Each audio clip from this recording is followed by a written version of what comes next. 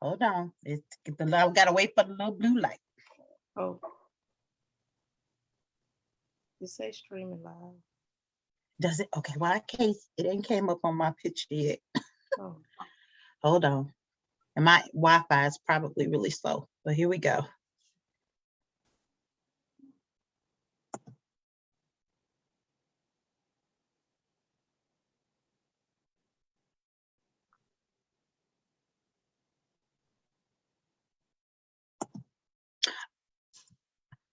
All righty, Facebook.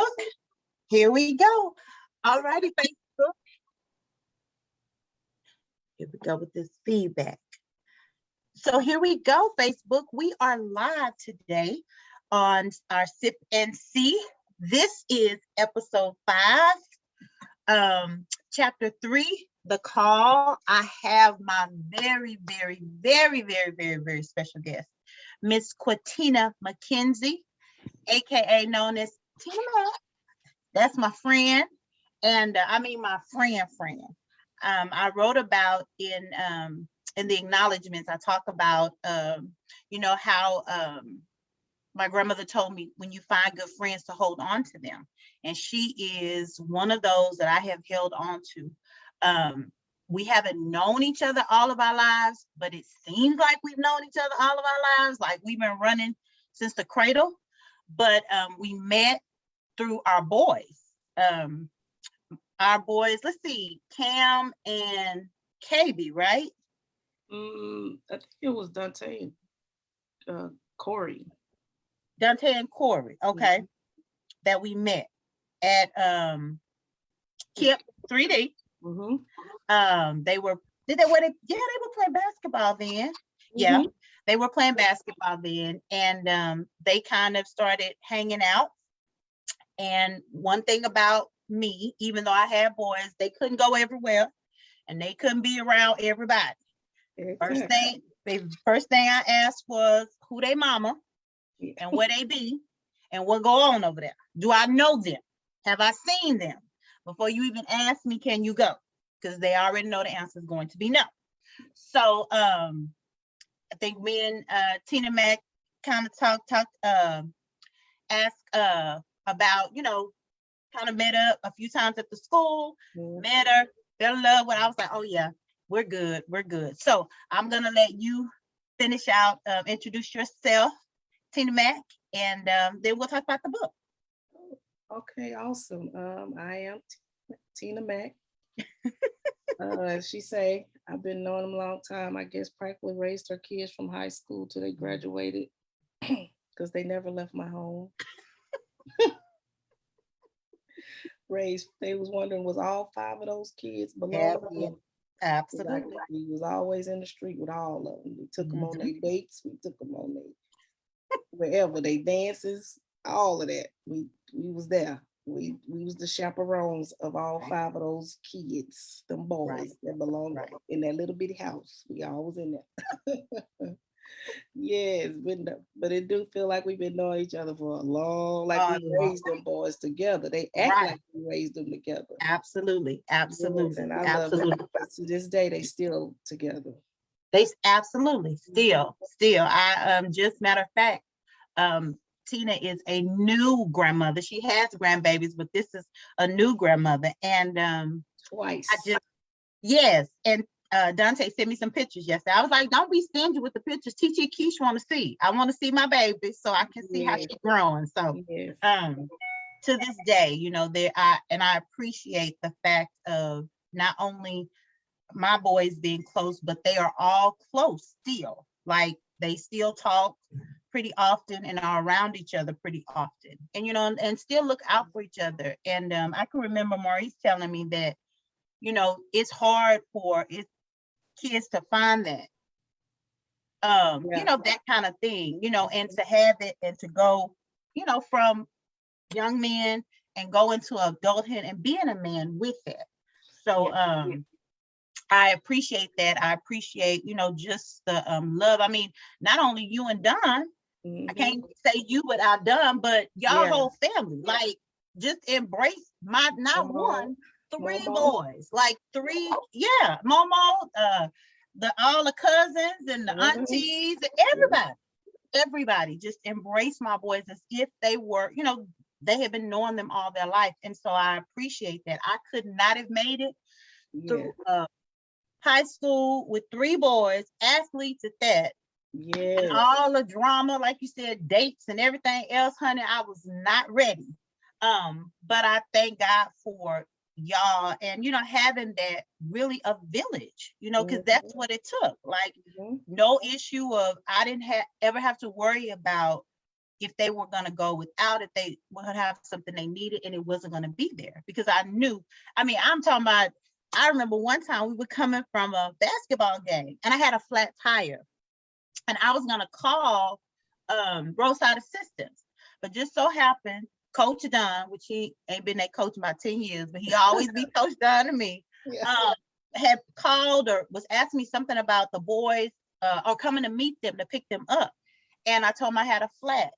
And he came right and fixed the tire. And I was like, Coach, now I can call roadside assistance. He was like, no, ma'am, I'm gonna make sure you good, because if Maurice was here, he made sure Tina was good. So I'm gonna make sure you good. No worries at all. So that's the kind of family, no blood, no nothing, but that doesn't matter. That doesn't matter. So just to give y'all a little background on our relationship and how we built this thing, but also not only that, Tina Mack is a friend who, after Maurice passed, she's the one, I didn't have to say a word. She would answer hello, and that's it. That's it. That's a friend. I know it was hard. I'm sure it was awkward. I'm sure it was weird. I'm sure she didn't know what to say, but she was there. And I am forever grateful for that. Forever. Yeah. Sometimes it's just an ear. I don't have to say anything. But yeah.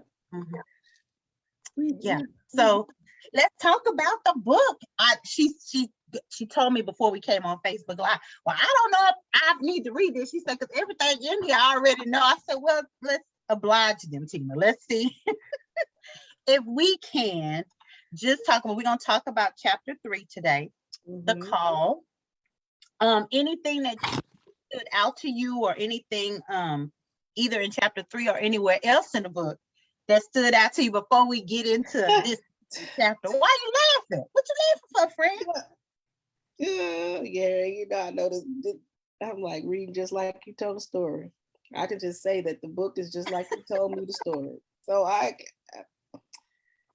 can, only thing I could say just stick out to me is the whole book, because it's like what you told me is right. She told me that. You know how you can read stories and you can vividly see the picture. That's how I am with stories. I like to read stories where I can vividly see the picture, and I can vividly see the picture reading the book, because now it comes to play, because even though you told me, I can read the book and it still come to play. Right. You meet your king. Like, no, she's a king, okay. The little high school incidents, the little fight running from him, telling him no all the time. So you just gave in. Yeah, that's just like, the book I'm reading like, girl, I don't know why should you telling that, doing him like that? Because I know Maurice now, just the fact that why you keep telling him no? That's me. Why you keep telling him no? I know him. It's like I know y'all back in high school. Oh, you was talking. Oh, so you was talking to Queen. Girl, what's wrong with you? Yeah, like, girl, I know him. Like I'm in the high school classroom with y'all. Yeah, that's how I am in the book. Dumb. Girl, I'm in that book like that because I kind of know, I know the story. You know what I'm saying? So when I'm reading it, it's a total different look for me with the book. Right. So yeah. But I'm sure it brings back some memories though. Yeah. Because you and Don been rocking a long time too. It did. It did. It did. Yeah. It was like, okay, you bringing back the high school memories, boy. Yeah. Yes. Right.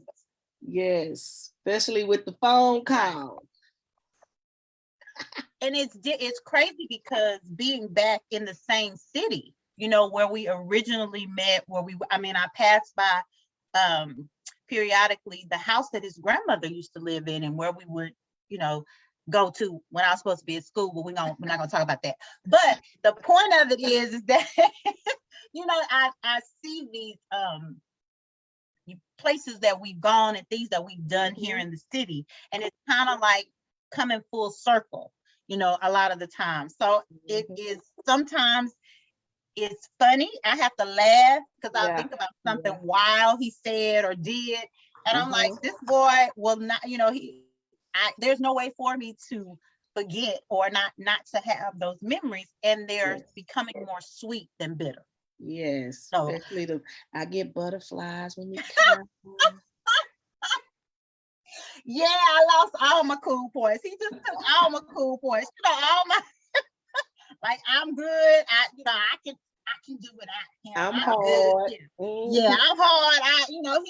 He don't move me that way. But with that phone we run into that phone too. We answer the girl, phone. do you hear me? Look, and then that booger had his own special ring. So okay, that booger go off, I be like, oh, you know, I know. Well, nobody. That's we stop everything for that moment. Hey, do you hear me? Any conversations they got, hey, that's my boo. I gotta go. I'll call you back. I'll talk to you in a minute. Let me make sure if it's a good conversation, I gotta go call you back in a minute. But yes, it is yeah. And he definitely is the one and an exclusive. Absolutely. Absolutely. All right, so let's go to chapter 3 so you can put me all out there. Now I'm blushing. Yeah, I'm on this chapter with the call because that's what I'm talking about. I'm going to I'll read a little bit from chapter 3, and then we can kind of talk about any part of it that you want to talk about, Tina. But I'll read the part that that is special to me from here. Okay. It says, King was God Almighty's gift to her, wrapped in flesh of what he sought in her. Queen was his prize to him, wrapped in flesh of what he wanted for him. Life without the other being an active part in it was only surviving, not living. They were joyful, being around each other. They wanted the best for each other, even if they were apart. It took time for them to both realize God created them to be the other's half. That is, that took a long time for me to get there. But I'm glad that I did. I'm glad that I eventually realized, because you're talking about a 15, 16-year-old young lady or young woman and a 19-year-old young man, with you experience these feelings and you don't really know if they are strong enough to stand the test of time because you're so young. They are new, they are fresh, and you're just thinking that it's just young love or puppy love or whatever. But it was amazing to me to see that thing grow and it evolve and change with time. Just as we grew and evolved and changed, it continued to grow and evolve. No matter what the situation was, it always stood true.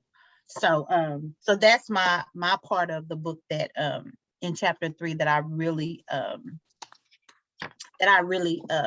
appreciate about it. Do you have a part? No, I really didn't have a part. It just was like reading that chapter was like it just brought back memories of how it was when we were young, waiting on that call or doing the things that we did with the call. I'm like, oh my goodness, this is just so crazy to make you think back. And then you what you think with the first paragraph, like, man, was it your plan? Was it in God's plan to happen like this? Right. In high school like that, young, serious. Yes, serious. Yeah. Like at that age, for somebody to tell you that, you're the one. Like, I'm like, what? Like, first of all, I love you. Yes, like for real. Like, you touch something that I'm like, okay, we being real here, Yeah. Maurice had 2 babies at the time, so it wasn't like I was his first. He was my first, Yeah. but it wasn't his first. So I Yeah. knew he had, been, sampling and dabbling. So it was hard for me to really believe that what he was, I just thought, oh, it's new. Yeah, it's new. And, eventually he'll get over it, or he'll move on, or, or it'll be just somebody from his past. It's special, but not that special. Yeah. But, but he never changed his mind. Like he never wavered from that. Now me, I wasn't sure at the time. I didn't know for sure. But he needed me to be sure, that I was his choice. So I laughed because that time we ain't had no cell phone. I think that's another thing. That's what made me say, bring back so many memories, baby. Oh, friend, baby, don't let that pager beep and it be the right number. Okay. Baby, don't answer the call. Baby, don't answer that call. What? And then you get that, what was it, the 911? Yes. That pager beep. But yeah, I'm telling you that I was like, this girl is just on it right here. Yeah. Not only that I know the story, but it just bring back our story, me and Doug's story. Right. And that's how, things that are true. And that's what I wanted it to be. I wanted it to be truth. Like it is a fairy tale, but it's true. Yes. Almost like a legendary tale. You know what I mean? Because there is no embellishment, or I didn't make up scenarios to put in here. All of this actually happened. And I can vouch for that. Yes, you can, friend. Yes, you can. My love for you is just, you got a soft spot with me, for real. And Maurice felt the same way. Y'all was one of our couples. I remember meeting him for the first time at the apartments. He was standing up there when I was taking the boys to go spend the night, picking them up. He was standing out there watching. Like he do. Yeah, that was my first time meeting him. Yes, that was him. His cousin who lives down the street from me, she called him Junior Police. What Junior Police? That's Junior Police calling. You better answer. That's what I'm telling you. That's why I was saying that call in this chapter. That phone ring, you don't answer that phone. Baby. And he used to say, "Don't let this distance fool you. I will be standing in your driveway." Baby. Yes. Baby, do not play with me. He was from the Bay, brought up in the Bay, but he was from Chicago. Oh, okay. Born and raised until he was 9, and he did not play. Trust and believe. Yes. Trust and believe. Well, I know you are on grandmother duty. I appreciate you for talking. I don't know, no, that's what so I want you to tell your story though. I want to give you some time to tell about you and Don, because like I mentioned before, you and Don have been rocking a long time, and y'all have a similar story as to love years, from young people to now. How long have y'all been married? We'll be married this year, 24 years. And that ain't nothing to sneeze at, Tina Mac. Almost 30 years, over 30 years together. Yeah. So tell us, how did y'all meet? Well, I know the story, but they don't know the story. We met in high school. Well, no, we met at one of my friends. He's now passed away. Put a church group, singing group together. And so he had mostly was about the family. So it was me, his nieces and stuff. Then he had some, and his wife, which is my friend now, Misha, her cousins come up, and he came with them. So that's when I first laid eyes on him. In high school. And so what was the line? The line for me was, "Do you have any candy?" And I said no. I said no, I don't. And then he said, "Well, can I have your number?" So I guess he said, well, since you ain't got no candy, then give me your number. So what was the line, Tina Mac? I ain't gonna even lie here. I don't even remember because we went to a skating ring, Lockwood skating ring. Uh-huh. Wait, Lockwood. Oh, whoa. Nah, I didn't went back. Wow. Okay. I can't even tell you what was the line or anything because we was always together because we was practicing singing and stuff. From then on, so it went from then on. I mean, we had our separate ways sometimes, but we always got back together. And then we started having our boys. Yes. Yep. Yep. Married when my youngest was Dre was 2. And Dante was 4 or 5. So we've been rocking it ever since. Yeah, absolutely. Absolutely. Just been a, y'all together, just the impact that you both have had, not only on my boys, but just all the young men and women who have been around you, are watching, to see that it's not easy. Marriage and love is not, it's not what you see on TV. Yeah, maybe the highlights sometimes, but it is a journey. Yeah. And it's not for the weak. It's not for the weak. But it is worth it. If that's what you want, it's gonna take work, but it's worth it. It's worth it. Yep. So thank you, Tina Mac. No problem. Oh, my baby for me. All right, she's gonna come in here now. Okay. Oh, is she? Okay. All right. Love y'all. Tell Dante I say hello. All right. Okay. Bye-bye. Bye-bye. Yeah.